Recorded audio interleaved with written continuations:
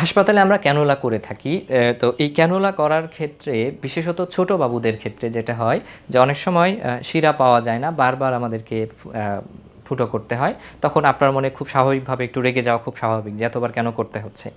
তো এটার নানা রকম কারণ হতে পারে। অনেকের হচ্ছে যে এই শিরাগুলো খুব সহজে পাওয়া যায় না। তার শরীরের গঠনটাই ওরকম। কারো ক্ষেত্রে একটু স্বাস্থ্যবান হলে তার ক্ষেত্রেও পাওয়াটা কঠিন হয়। আর ছোট বাচ্চাদের পাওয়াটা একটু ডিফিকাল্ট। তো অনেক সময় তো আমরা সাধারণত হাতের এই দিকটা করার চেষ্টা করি যেন হাত নাড়াইতে পারে, এখানে করি, কনুইয়ের এই জায়গাগুলোতে করি, বা যেখানে করলে তার স্বাভাবিক নড়াচড়ায় কষ্ট হবে না এগুলো করি। তো যদি এখানে না পাই তখন আমরা অন্য জায়গায় চেষ্টা করব, সেখানে না পেলে আরেক জায়গায় চেষ্টা করব। অনেক সময় পাওয়া যায় না। আবার কোনো রোগীকে দীর্ঘদিন হাসপাতালে থাকতে হয়, তাদের অনেক জায়গায় শরীরে ক্যানুলা করতে হয়েছে, এখানে করতে হয়েছে, এখানে ওখানে।